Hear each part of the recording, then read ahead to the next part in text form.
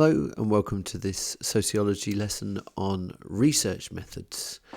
We've covered a lot of research methods in the classroom, and these last two are going to be flipped over to you to learn about, and we'll have consolidation in the classroom in the form of questions, essay plans and the like.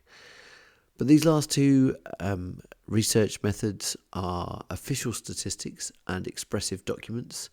They are accompanied with two booklets, one for each of those research methods, where you can make notes as you're going along. And of course, this video will stop you and ask you questions momentarily as we go along. But just to make you clear of the learning aims for this session, you're going to hopefully leave this video knowing what official statistics and expressive documents are, and of course why they're useful to sociologists. We are going to consider, as always, the practical, ethical and theoretical advantages and disadvantages of each of these research methods. And something we haven't really done so far across the research methods is to consider sociologists' use of secondary data in research, because of course these are the first research methods that we have encountered that fall under that bracket of secondary data. Now, if you remember, secondary data is really no different from primary data in as much as it can be divided into quantitative data and qualitative data. So what would we put in the brackets of quantitative data? Well, this is our official statistics, but it's also non-official or organisational statistics, and of course something that could be used as secondary data is primary data created by other sociological research. So stuff that already exists that's out there that is quantitative. And of course, if we move over to qualitative, the exact same is true for qualitative data. Anything that's been conducted, anything that's been researched by other sociologists in the past that is used is secondary data. Unless you've done it yourself, it is secondary data. The other qualitative secondary data would be different types of documents: public, personal and historical. And we'll come to those in the second half of this video, because we're starting with official statistics. So first of all, where do official statistics come from? Well, official statistics are those quantitative data gathered by the government or other official bodies on a range of different things, but they're collected and collated by an organisation called the Office for National Statistics, or ONS for short. So what kind of statistics are there? Well, it's all the kind of stuff that you would imagine a government would want to collect data on. So the obvious ones are things like births, deaths and marriages, but there's also things like exam results, crime, employment and of course health statistics as well. All of those things are collected and collated by the ONS. So as a first little task, why don't you visit the ONS website and have a look at some of the other topics that they collect data on, the other topics that they have statistics on, and provide some examples of things that you find particularly interesting. So we've got this data and all these statistics, but how are they collected? Well, a lot of the data that you saw there collected by the ONS is done through official registrations. You know, every time a child is born, it must be registered. Every time someone passes away, their death must be registered. And the same, of course, with marriages. As we know from previous research methods, the government also likes to collect information via self-completed questionnaires, official surveys, in particular the census, which is conducted every 10 years and gets a snapshot of everybody in the UK. But we also know there are other agencies out there collecting data on behalf of the government. Private agencies will collect information such as the crime survey for England and Wales. That's all very well and good saying, collecting all this information, but what is the purpose of it? Well, for us sociologists, it's dead useful because we can identify patterns and trends in behaviours so that their causes can be researched. We can look at those correlations and that cause and effect to help us understand society better. Statistics are things that enable us to see very quickly and clearly correlations and trends. But the government, I'm sad to say, aren't always that bothered how we're using them, but they're more interested perhaps in being able to plan for the future, monitoring what's going on in the present, managing the population's needs. So let's just finish this slide with a couple of other questions. So I'd like you to think of a trend or a correlation that sociologists might look for by examining official statistics, such as the national census.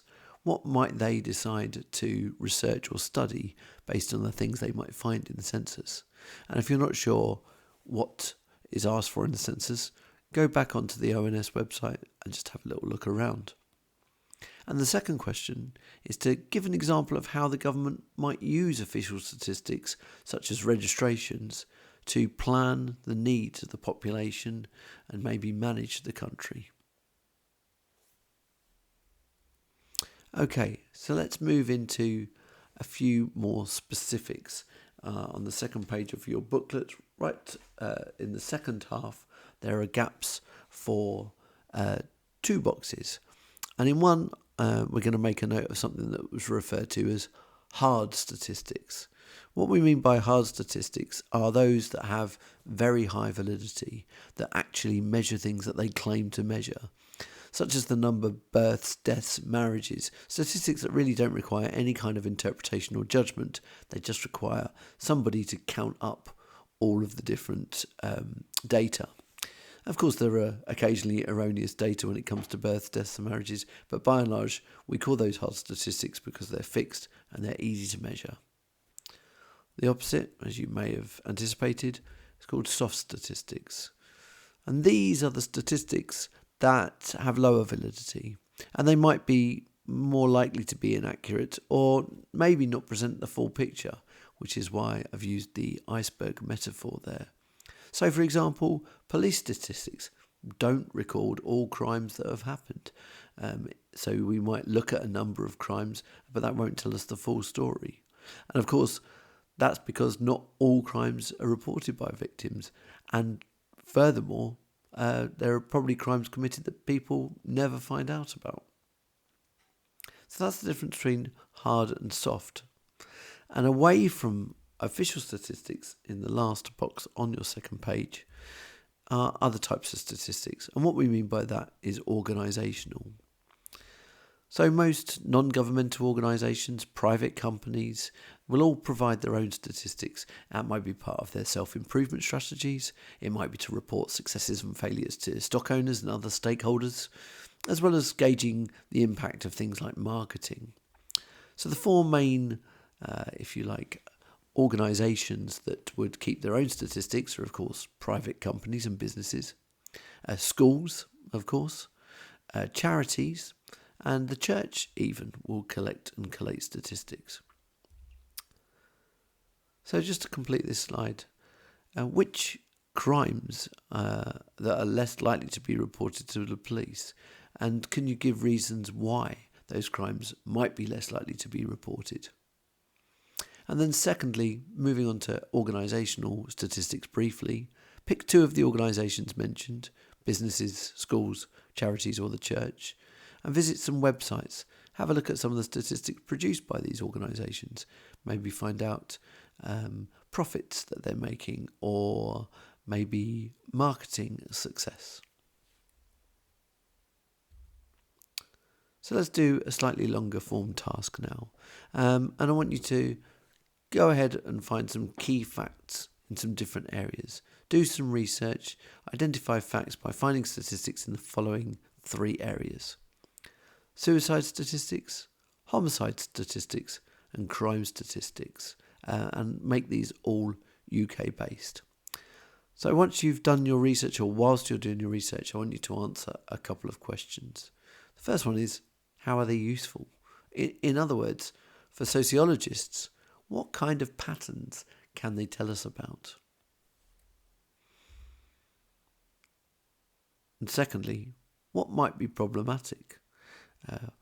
In other words, what might be difficult to know? What information might be missing?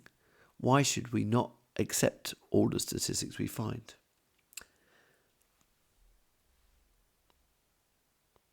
So let's give you some feedback on some of those things you found, so you're able to more accurately fill in the boxes in your booklet on this section. And starting with crime statistics, you might have seen a lot of graphs like this that explain the different types of crime that happened in a specific year or in a specific place, and that really is the reasons why they're useful. You can identify patterns and trends in particular crimes. You can also look at patterns measured over time and maybe even across different countries. But of course the problems with this is that it doesn't always reflect the reality of crime, but of course of police activity. That's what's really being reported on here. And of course, as we mentioned before, not all crimes are actually reported and recorded. Moving on to the homicide statistics, you might have seen graphs like this, again measuring numbers against time. And of course, that is the same positive and usefulness of homicide statistics, identifying patterns, but not just those looking over time, maybe looking at patterns between different social groups, looking at perhaps which social groups are most likely to be the offenders when it comes to homicides, and perhaps more importantly, which groups are more likely to be the victims. Again, similar problems here though. It doesn't necessarily reflect the true murder rate on a year-by-year basis, just records of when the victims are actually found, because sometimes it's difficult to establish an exact time of death. And of course, deaths that happened, the bodies that are found can't be retrospectively put onto previous records. A good example of this you may have noticed is a real peak on that graph on the screen from about 2002-2003, where a sociologist might look at that and wonder what conditions were happening within a nation that meant that the murder rate was so high in that particular year. Well, the truth is, it was down to all one person. The mass murderer, Harold Shipman, was finally caught, apprehended and imprisoned at this time, whereas he was responsible for the deaths of over 200 people and potentially many, many more that weren't ever discovered as being his responsibility. And of course, this is just another example of soft statistics and how they can be slightly misleading. Finally, then, looking at suicide statistics, and again, graphs which are very useful at measuring patterns and looking at trends. And again, for something like suicide statistics, it would be interesting to look at different social groups as well as the ages at which they're most likely to commit suicide. But the problems are, again, the fact that these are soft statistics, which might sound surprising. It might seem like this is a very binary thing, very black and white. But actually, what we're looking at here are the coroner's decision on the cause of death rather than an actual number of suicides. So really, this is coming down to another person's decision. And as you've probably been able to tell, this tells us that there are a lot of problems with official statistics when they might seem rather solid. And the problem comes really depending on whether you're a positivist, like our friend Emil Durkheim on the left there, or whether you're an interpretivist, like Max Weber. So a positivist like Durkheim might say something along the lines of being in favour of statistics, saying that they are a valuable resource for sociologists, that we take it for granted that official statistics are what they would call social facts. They're true and objective measures of the rates of crime, suicide and so on, and that they can be used to test the hypotheses to discover the patterns of these statistics reveal. If you remember, positivists look at sociology as a science. They look at ways of measuring society, and being given raw numbers like this would completely fall into their way of looking at society. Whereas an interpretivist might be a bit more analytical of the nature of statistics themselves. They might say that statistics always have the potential to lack accuracy and therefore lack validity. They do not represent real things or social facts that exist in the real world. What they actually represent are the labels that people give to the behaviour of others. They often represent the decisions made by others, and it should be that that's investigated. For an interpretivist, it's more interesting how we label and describe social events in society rather than counting the numbers of events. So, of course, the big one here is that for interpretivists, statistics are socially constructed. They don't reflect reality, but they are created by the activities of social institutions. So that leads us to talk about the disadvantages of official statistics as a research method. We've mentioned here straight away under theoretical, the fact that they're socially constructed makes validity low. But not only that, we could also suggest that because statistics are often only a snapshot, might reduce validity so that they're only relevant in that era. They move quickly out of date. Moving along the line, though, in terms of ethical, there are no real disadvantages. It's not unethical to look at or find statistics. From a practical point of view as well, they're pretty good, as we'll see in a second. However, it's worth bearing in mind that statistics aren't always going to be available in a format that sociologists want to use.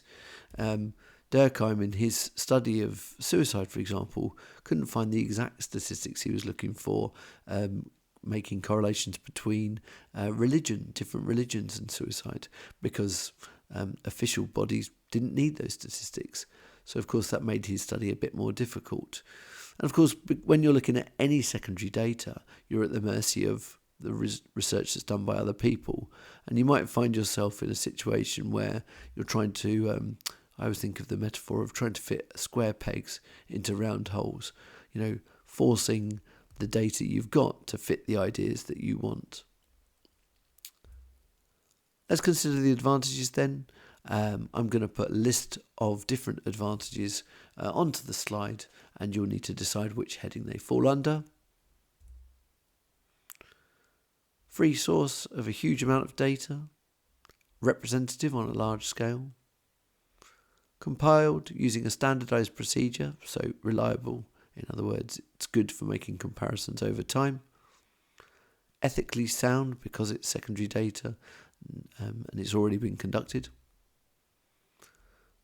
These are things that can be considered as objective social facts, that are things that are easily accessible. Data that shows patterns and trends over time. Data that can be used to identify cause and effect or correlation or correlative relationships before and after events. And obviously being able to make comparisons between groups, for example, looking at things like life expectancy and crime rates and so on. So take a moment and put those under the three headings that you feel they should belong in. And there you go, there are your answers, not too tricky. And just take a moment now to make sure that your booklet is entirely completed. So if we return to secondary data, we can obviously know that what we're going to move on to next are those documents. And this is qualitative data rather than quantitative data that the official statistics were. And rather than referring to all three of these, we can use this kind of umbrella term, expressive documents. And for the purposes of this research method, what we mean by documents is any written text. In fact, the term can actually also be used to refer to texts such as photographs, maps, or even drawings. So in your booklet, you have space for giving a good definition for these three different types of document. The first one is public documents, And really this is anything produced by organisations such as government departments, schools, welfare agencies, businesses and charities. It would include Ofsted reports, minutes of council meetings, published company reports and records of parliamentary debates. So anything that's in the public interest or public sphere. So as I said, things like Ofsted reports, official government reports and council meeting records. Personal documents are as they sound. They are first-person accounts of social events and personal experiences. They often include writers' feelings and attitudes, but not only that, they can be used to document social changes.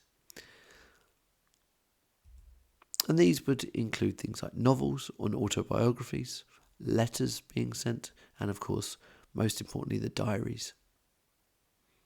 And then finally, we have this historical documents. These are personal or public documents created in the past. If we wanted to study the past, historical documents are usually the only source of information, unless, if it's in the very recent past, there are still some people that could be interviewed. So anything from history, and that could be public or personal.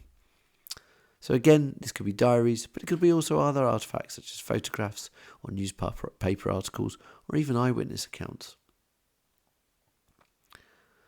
So why are expressive documents useful?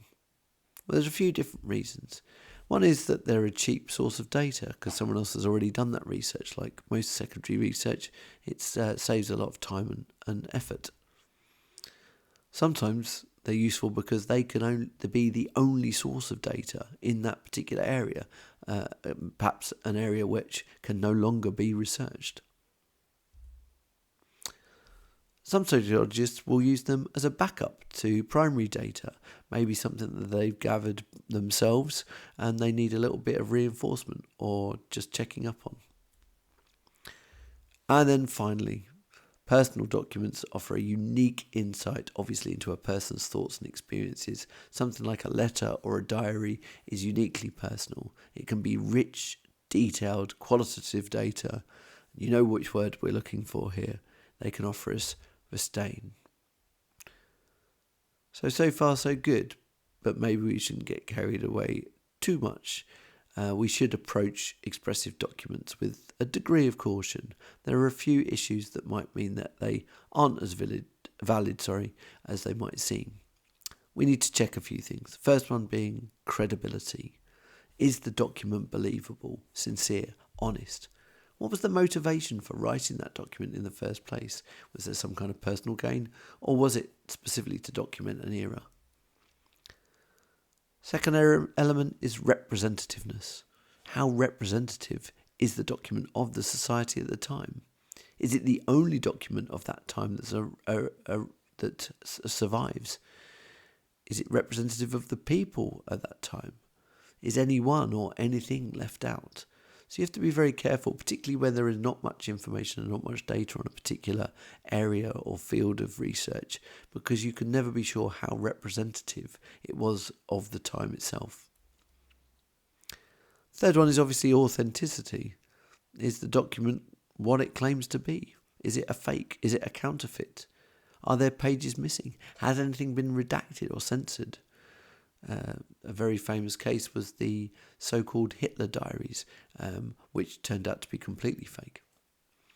And then finally, meaning. Well, this can be in quite a practical sense where the researcher requires special skill set to be able to interpret or understand the document. Maybe it requires translation. But also think about what it meant at the time. What did it mean to the writer? What did it mean to the intended audience? And has that meaning changed at all? We know that, for example, with statistics, that definitions of different types of recorded items change. Well, meaning of language changes a lot over time, and meaningfulness of things change over time. So we should approach expressive documents with caution, credibility, representativeness, authenticity and meaning. And if you're someone who enjoys a mnemonic, you might remember the acronym CRAM. Okay, so for a slightly longer task now, you've been provided with 3 extracts, and I'd like you to read 2 of those and fill in the form that's provided. One of these extracts is an eyewitness account from the Battle of the Somme from World War One, obviously providing information about what it was like to be a soldier in that battle. One of the accounts is an extract from the book A Child Called It, which is an autobiography, a rather harrowing tale of child abuse told from the perspective of the child as a grown-up. And then thirdly, and the most famous of all, Anne Frank's diary, which was a personal diary kept by the young girl during the Nazi occupation in the Second World War, whilst Anne and her family were hiding from the Nazis. She was a Jewish girl in World War II. So fill in the form and give as much information as possible. But I'd also like you to answer these two questions. Think about the studies, these specific studies. What might you get verstehen about from a document like this? What are the kind of deep insights that you might receive from this? And second of all, consider the flip side, validity.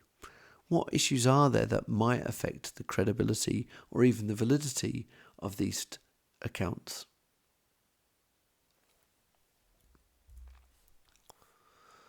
So let's finish off this booklet with some advantages and disadvantages of expressive documents. So as before, I'll put a bunch of different ideas onto this slide, and you need to decide two things this time. First of all, whether they are an advantage or a disadvantage, and then second of all, whether they would fit under the practical, ethical or theoretical considerations. So here they come.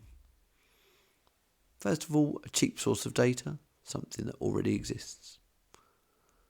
Verstehen can be achieved as it is qualitative data. May be difficult to access due to the personal or historical nature of some of the data. Using this information might be quicker than gathering primary data. Some pieces of research are very easy to access, maybe stuff that's in the public domain or recorded as history. Because of a lack of data, it may be difficult to make generalizations from only a few documents. Sometimes there might be consent issues, particularly if you're using a personal document such as a letter or a diary. Sometimes researchers will need to be highly skilled assessing the credibility of documents, looking for clues as to understanding its authenticity. Some data will have some very strong validity, but this of course will depend on what the author's intention were. The flip side is, it might not always be very highly valid, because credibility will depend on the intention of the author. Researchers must be careful to interpret the meaning in a way that it was intended. For example, language may have changed. And finally, this kind of data can provide an insight into the events and issues that are historical and may be too sensitive to find out about through primary research. So again, organise these to advantages and disadvantages, but also categorise them under the practical, ethical and theoretical considerations. And there you go, folks. Advantages on the left, disadvantages on the right, practical, ethical and theoretical. So just take a little bit of time now to update your booklet and complete the different sections in that.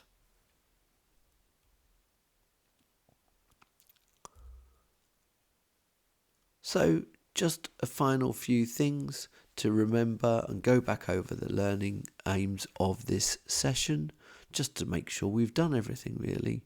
Well, hopefully throughout this you now know what official statistics and expressive documents are, and in particular why they're useful to sociologists.